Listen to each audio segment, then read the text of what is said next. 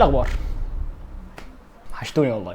تخيل معايا كان في مكان واحد كان هدفه ان يجمع كل معرفة البشر في المكان ده، من وصفات طبخ عند البابليين لخرائط البحار عند الفينيقيين لعلوم النجوم عند المصريين. مكان كان المفروض يخلي البشر يسبقوا آلاف السنين، وهو مكتبة الإسكندرية القديمة. ولكن للأسف الحلم ده اتحرق.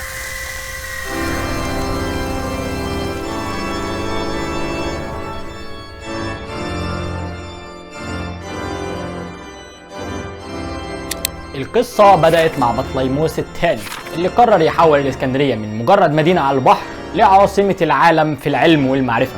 تصور مدينة في عز مجدها، مراكب بتدخل المينا من كل قارة معروفة، شوارع واسعة، تماثيل ضخمة مع صوت البحر ولغات التجار من كل مكان، وفي قلب المدينة مبنى أسطوري، أعمدة رخامية بيضة، سقوف عالية مرسوم عليها كواكب ونجوم، ومكتبة ما بتخلصش طرقها من طولها. بس قدروا يعملوا ده ازاي؟ بسيطة، أي كتاب يدخل مصر لازم يتنسخ ويتخزن في المكتبة. يعني حتى لو في واحد مسافر وجايب كتاب شعر يهديه لمحبوبته، أول حاجة هتلاقيها في وشك موظف المكتبة بيقول لك استنى عندك باشا هنصوره الأول.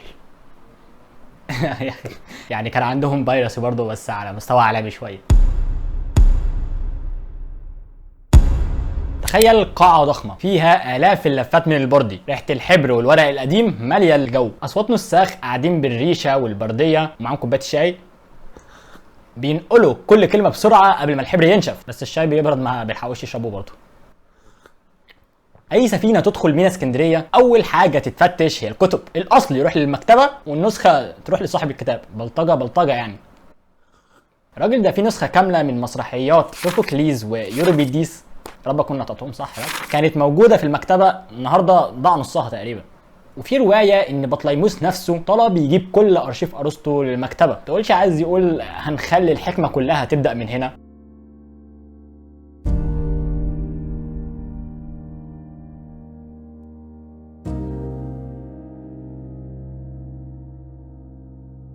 المكتبة ما كانتش مجرد رفوف كتب، كانت زي وادي السيليكون او السيليكون فالي بتاعت زمان. ده مكان زمان كان جامد فشخ يعني، شكليا وتكنولوجيا وحاجات كده 100 100 فاهم. المكان اللي كل يوم بيشهد اكتشاف جديد. إيراتوستينز مدير المكتبة، الراجل ده قاس محيط الارض بدقة مبهرة وهو واقف في مصر. يعني غلط في حوالي 70 كيلو بس حاجة عظيمة برضه. إيرافلوس أول دكتور يوصف المخ والأعصاب. يعني تخيل أول مرة حد يرسم خريطة للجهاز العصبي كانت جوه القاعة دي أو جوه القاعات دي، هي مش قاعة واحدة.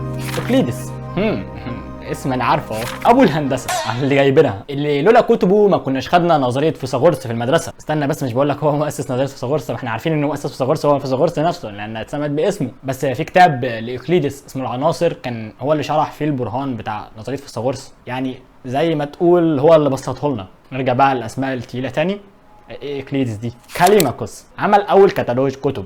يعني كان اول محرك بحث قبل جوجل ب 2000 سنه، بس بدل ما يديك نتيجه في ثانيه كان بياخد شهور. وهنا يجي السؤال، المكتبة دي اختفت ازاي؟ في ناس قالت ان يوليوس قيصر ولع فيها سنة 48 قبل الميلاد. يعني تخيل المشهد، نار مولعة في المينا والدخان الاسود طالع والكتب اللي اتحرقت بتولع زي ما تكون ارواح بتهرب. ناس تانية بتقول ان الامبراطور اورليان دمرها، او ان واحد اسمه ثيودوسيوس امر بمحوها. الحقيقة محدش عارف. كل اللي نعرفه ان اكبر بنك معرفة في العالم اتبخر.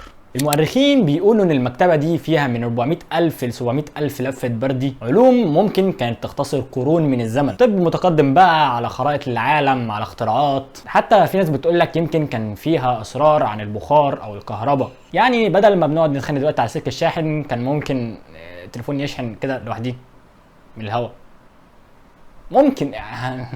بس الغريب ان الفكره نفسها ما ماتتش. بعد قرون من ضياع المكتبه ظهر مكان تاني في بغداد اسمه بيت الحكمه. هناك علماء مسلمين جمعوا كتب الاغريق والفرس والهنود وترجموها، لا وكمان اضافوا عليها، لدرجه ان اوروبا كلها بعد كده ما اتعلمتش غير من الكتب اللي جت عن طريق المسلمين. كأن العلم لقى بيت جديد يعيش فيه. ما هو برضه مش صدفه ان اول كلمه نزلت في القران كانت اقرأ.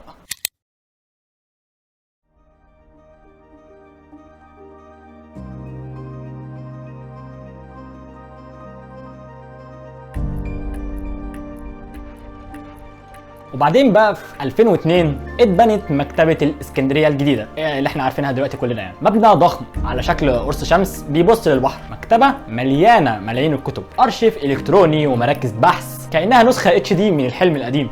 مكتبة الاسكندرية القديمة ضاعت ومعاها اسرار كتيرة مش هنعرفها تاني، بس الحلم نفسه اللي هو تجميع كل معرفة البشر لسه عايش. النهاردة الحلم ده موجود في الانترنت عادي جدا وفي المكتبات الحديثة، ولكن السؤال الحقيقي هنا احنا بنستخدمه ازاي؟ هل بنطلب العلم زي ما توصينا ولا سايبينه يتحول لمجبرة جديدة للمعرفة؟